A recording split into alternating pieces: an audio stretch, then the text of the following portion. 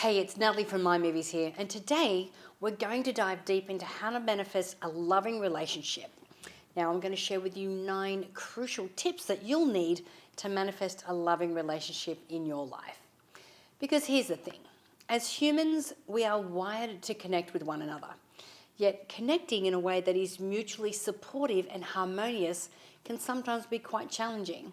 And based on what we know about the law of attraction, we are constantly attracting people, that is relationships, based on the frequency and the vibration of our own thoughts.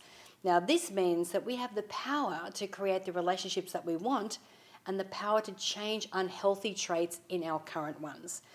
Now, before I dive deep, I encourage you to click on the link below in the description and download the 2 free gifts that will help you to manifest more love in your life.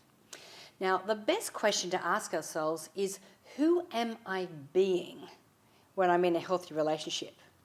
So whether it's healthy relationships with friends or with co-workers or your soulmate, evaluating how you are showing up and how you want to show up is the first step to attracting the healthy relationships that you really want.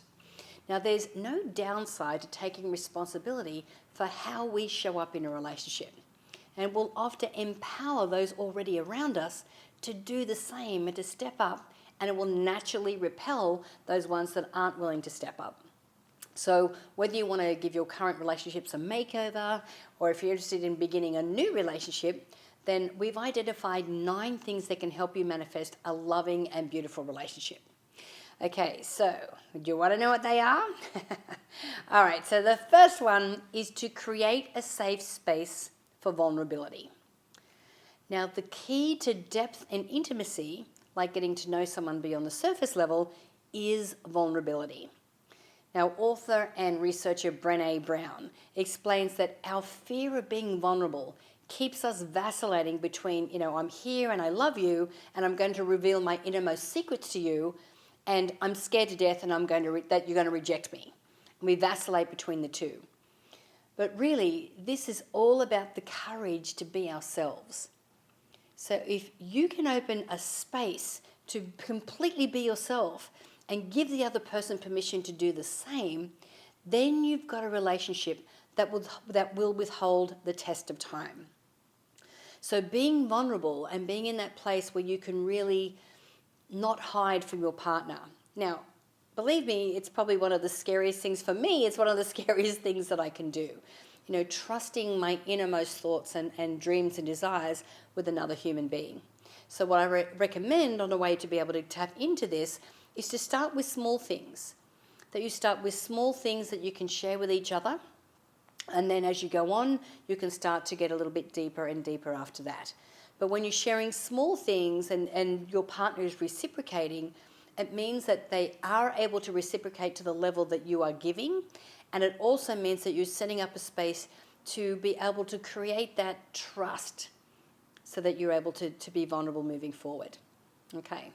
So number 2, like I just said, is trust.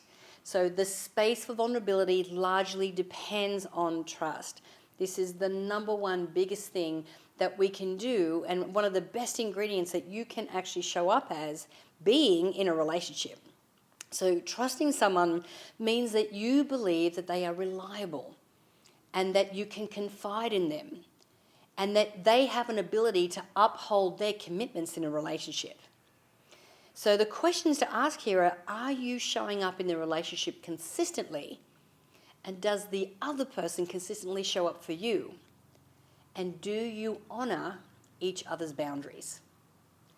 Now, these will frame the amount of trust that you have for someone, which can always be built over time. Now, what's really interesting about this is that I've said, you want to honor each other's boundaries. But do you know what your boundaries are? And are you willing to uphold them in a relationship? It's very important. Okay, so number 3 is communication. Now, look, we all know that communication is important, but what exactly are we talking about? Well, the healthiest relationships are able to actually communicate what their boundaries are, talk about said boundaries when they feel like they aren't being honoured, and are able to express different views in a way that will actually create more harmony. So being open in expressing doubts, being open to expressing what isn't clear and also speaking what's true for you. Now, what I love about this point is that when we're talking about being able to express ourselves and being able to be honoured and be able to express our boundaries, like I said before, we need to know what those boundaries are. You know, when we're expressing ourselves, we need to be able to do it in a way that's not attacking the other person. It's not making the other person wrong. Because, you know, like I mentioned in a previous video, we come from different backgrounds and different cultures and different environments. So, of course, we have different views of looking at something. Now, that doesn't make any of us wrong. It just makes us different. So when we can express these doubts and, you know, what's not clear and what's true for us, but in a way that's not attacking or that's not making the other person wrong, then we really can create a safe space for us to be able to step up to that and really trust in our partner. Okay, so tip number 4 is mutual commitment. Now, this may be awkward to talk about in the beginning especially, but we can easily avoid major pitfalls of miscommunication or lack of communication by being honest from the start. You know, what is someone expecting of you and vice versa? So be clear on what you can and you cannot deliver, or what you can and cannot commit to. Now, this mutual commitment will go a very long way. Now, I know that a lot of friends of mine, when they're dating, you know, they won't have the conversation about where the relationship is going, or whether they're going to have children, or whether they want to get married. And the reason they don't have these conversations is they're frightened that if they do, that the relationship might end. But what I say is like, well, wouldn't you rather know in the beginning rather than, you know, getting into a really long-term commitment with someone and then realizing that what your vision for your future life is completely different? You know, having the courage to having these conversations in the beginning of a relationship can really, number one, create the space, set up the foundation, but really make it clear. And if this person doesn't have the same values and doesn't have the same vision as you, that's okay. Put them back into the sea and then find someone who does. Because there are plenty of other people out there that will have the same vision as you. Okay, so number 5 is self-care. Now, while it's important to sometimes consider other needs first, people in healthy and thriving relationships know how vital it is to make time to take care of themselves. Now, both people in the relationship understand and know that self-care is an absolute necessary component to keeping their relationship both balanced and strong. And in today's busy and sometimes hectic society, it can be very challenging to carve out time that's entirely just for you. But the value of having time to yourself and to take care of your health, your finances, your personal life, and more simply cannot be measured. It is paramount. And ensuring each person in the relationship has a sense of me or a sense of themselves can lead to a way more fulfilling experience of the we. Now remember, the most healthiest of relationships are two strong individuals, or two individuals that come together that create this third entity. And when you have your own life and your own identity and your own friends, but then when you come together, it just enriches this third entity that you create together. Okay, so number 6 is shared values. So while shared activities are awesome, shared values are often way more important. And this kind of dovetails into what I was saying before about having those conversations about what the vision of your life is going to be. Now, our core values can definitely shift over time, especially across different areas of our life. Now, it's great to get clear on what yours are first, so that you can identify whether or not they are a match to those around you. Life-changing decisions and ultimately long-term compatibility are based on the values that you share together. So figure out what your core values are. Ask your partner to be able to figure out what theirs are, and then get together and exchange ideas and really share what your values are with each other. Now, there may be some things that you may be willing to move on, and other things that, you know, that are really important to you. And again, it's part of opening up that communication and being honest and in vulnerability from the very beginning. Now, number 7 is respect. Now, respect is not just about what you're saying, but also what you're doing. Now, you can show respect by being fully present in a conversation, by honoring someone's time, or maintaining confidentiality, or by showing appreciation and acknowledgement. Now, it is especially demonstrated in how you talk to and talk about your partner to other people. Have you ever met a couple where, or you're in company with other couples and the men separate and the women separate, and then it kind of turns into a bit of a bitch session about our partners? That's not respectful to your partner.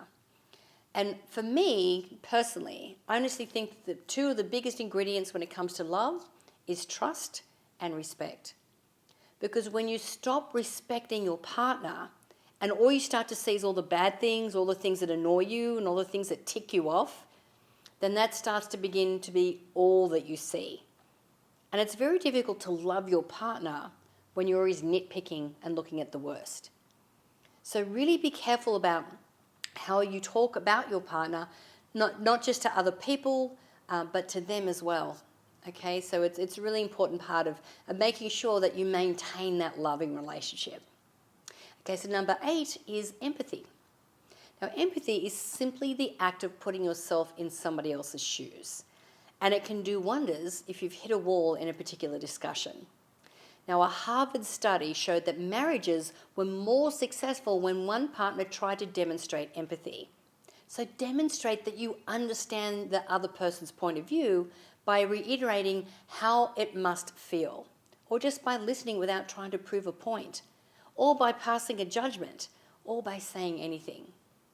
When you can be in a conversation or be in a relationship with someone and do your best to try and put yourself in their shoes and understand from their point of view what's going on, it really creates wonders about the connection that you can create. So what you could do is start asking questions so that you get a better understanding of what's actually going on. Now, if you ask questions of your partner, not only will they feel like they're being heard, especially if you're giving them 100% attention, but they understand that you're committed to their relationship because you have a true and genuine desire to understand their point of view. Okay, so number 9 is compromise. So having a win-win mentality will keep your egos in check. Now, the ability to compromise is not about determining who is right and who is wrong. That is not what it's about. But it's about what can be done so that both parties feel heard and feel loved and feel supported. And that together you come up with a solution that suits both of you. Now, my friend Susan Leahy, who's one of my closest friends, she has a great saying.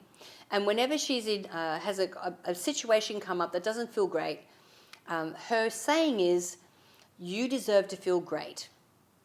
And I deserve to feel great. But this doesn't feel great. So how do we get to a point where we can both feel great?" Okay? So come at it from that angle, and that's a really good way to be able to come up with a solution that's going to really help both of you. Now, relationships help the world go round, and I recommend adopting all 9 of the above tips to both enhance and improve your relationships with your co-workers, your friends, and of course, your loved ones. Now, before I go, I would love to hear from you. Please comment below if you have any other tips that could help our community. And don't forget to subscribe to the Mind Movies YouTube channel for more videos on personal growth and the law of attraction. Again, my name is Natalie Ledwell. Thank you for watching, and bye for now.